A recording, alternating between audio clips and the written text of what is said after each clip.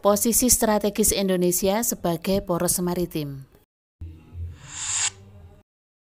KD 3.1 memahami kondisi wilayah dan posisi strategis Indonesia sebagai poros maritim. Assalamualaikum warahmatullahi wabarakatuh. Ketemu lagi dengan pelajaran geografi. Semoga kalian semua tetap sehat, selalu semangat. Kali ini kita akan mempelajari materi geografi kelas 11 bab pertama, yaitu posisi strategis Indonesia sebagai poros maritim dunia. Nah, untuk itu pertama yang akan kita ulas adalah tentang letak, luas, dan batas wilayah Indonesia.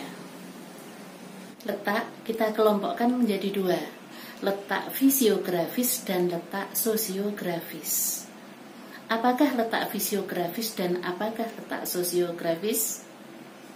Letak fisiografis adalah letak suatu tempat berdasarkan segi fisiknya, seperti dari segi garis lintang dan garis bujur, posisi dengan daerah lain, batuan dalam bumi, relief permukaan bumi, serta kaitannya dengan laut.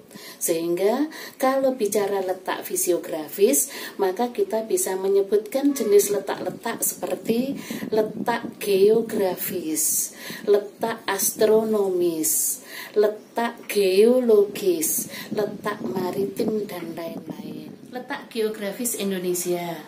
Secara geografis, Indonesia memiliki posisi strategis karena Indonesia terletak di antara dua benua dan di antara dua samudra, yaitu benua Asia dan Australia dan Samudra Pasifik serta Samudra Hindia. Nah, di sini Indonesia terletak pada posisi silang, sehingga posisi ini sangat menguntungkan bagi Indonesia. Letak astronomis adalah letak suatu negara berdasarkan garis lintang dan garis bujur. Indonesia berada antara lintang 6 derajat lintang utara sampai 11 derajat lintang selatan, serta 95 derajat bujur timur sampai 141 derajat bujur timur. Dari letak lintang tersebut, maka Indonesia jelas dilewati oleh garis khatulistiwa atau garis lintang 0 derajat. Yang ini berarti Indonesia merupakan daerah yang beriklim tropis. Letak geologis. Letak geologis adalah letak suatu negara berdasarkan kondisi batuannya, struktur batuannya. Letak geologis Indonesia yang pertama adalah Indonesia dilalui oleh jalur pegunungan muda dunia, yaitu Sirkum Pasifik dan Sirkum Mediteran. Akibatnya maka wilayah Indonesia adalah wilayah yang sangat labil, banyak dijumpai gunung api, banyak terjadi gempa bumi, terutama gempa vulkanik. Kemudian yang kedua, Indonesia juga merupakan pertemuan 3 lempeng utama di dunia, yaitu lempeng Australia, lempeng Eurasia, dan lempeng Pasifik.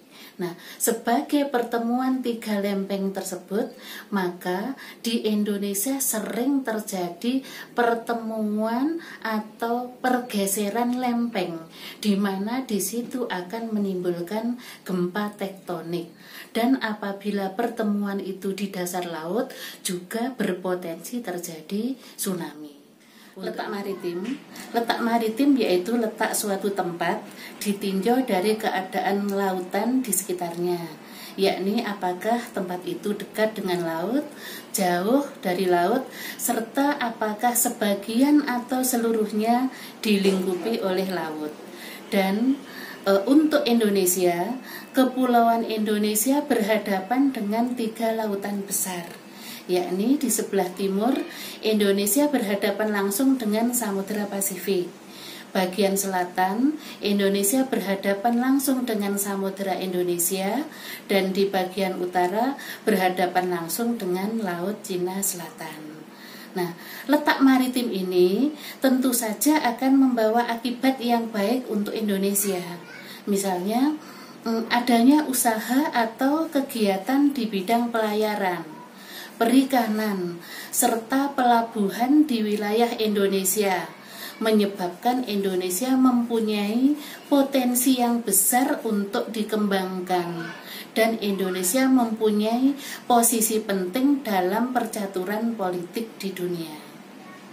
Karena letak maritim yang sangat menguntungkan itu, kemudian Indonesia juga berubah sebagai negara kepulauan, serta wilayah Indonesia yang sebagian besar berupa perairan, maka sangatlah wajar kalau kita berharap bahwa Indonesia mampu sebagai poros maritim dunia. Letak sosiografis adalah letak suatu tempat ditinjau dari sosiokulturalnya, seperti segi ekonomi, segi politik, dan sebagainya. Yang pertama, letak ekonomis Indonesia. Letak ekonomis Indonesia adalah letak suatu negara ditinjau dari jalur dan kehidupan ekonomi negara tersebut terhadap negara lain. Nah, untuk letak ekonomis Indonesia sangat baik, sebab Indonesia terletak antara benua Asia dan Australia, ditambah dengan beberapa tempat di sekitar Indonesia yang merupakan pusat lalu lintas perdagangan, misalnya Kuala Lumpur dan Singapura. Negara tetangga Indonesia banyak membutuhkan hasil pertanian dan hasil pertambangan yang banyak dimiliki oleh Indonesia. Berikutnya letak sosiokultural Indonesia. Letak sosiokultural adalah letak berdasarkan keadaan sosial budaya daerah yang bersangkutan terhadap daerah di sekelilingnya.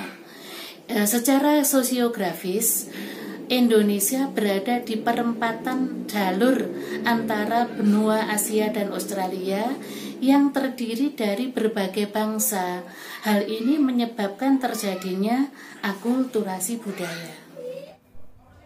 Luas dan batas. Luas Indonesia. Saat ini luas wilayah perairan Indonesia sebesar 6.315.222 km persegi, dengan panjang garis pantai kurang lebih 99.093 km dan terdiri atas 13.466 pulau. Wilayah laut Indonesia yang pertama adalah laut teritorial. Adalah laut yang diukur sepanjang 12 mil laut dari garis pangkal pulau. Di area ini, Indonesia berdaulat penuh atas segala sumber daya alam. Indonesia memiliki batas teritorial yang berbatasan langsung dengan Malaysia dan Singapura. Selanjutnya, landas kontinen. Area ini berupa dasar laut dan tanah di bawahnya, lanjutan dari laut teritorial, hingga 200 mil laut dari garis pangkal pulau. Indonesia hanya memiliki hak berdaulat untuk eksplorasi dan eksploitasi sumber mineral di area ini. Meski begitu, pemanfaatan landas kontinen oleh negara lain harus sesuai izin Indonesia. Yang ketiga adalah zona ekonomi eksklusif atau ZEE. Diukur sejauh 200 mil laut dari garis pangkal pulau seperti landas kontinen. Indonesia hanya punya hak berdaulat di area ini untuk eksplorasi, eksploitasi, dan konservasi sumber daya alam, terutama perikanan. Untuk batas Indonesia, batas darat Indonesia berbatasan dengan 3 negara. Yang pertama adalah Papua Nugini, berbatasan dengan Provinsi Papua. Timur Leste berbatasan dengan Provinsi Nusa Tenggara Timur, dan Malaysia berbatasan dengan Provinsi Kalimantan Barat dan Utara. Demikian anak-anakku, selesai sudah kita membahas tentang posisi strategis Indonesia sebagai poros maritim. Yang kita bahas ini tadi mengenai letak, luas, dan batas Indonesia dikaitkan dengan Indonesia sebagai poros maritim.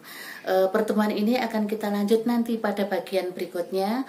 Mudah-mudahan apa yang saya sampaikan membawa manfaat bagi kalian untuk mengatasi kekurangan kita karena tidak bisa belajar secara langsung. Meskipun belajar dari rumah, tetap semangat.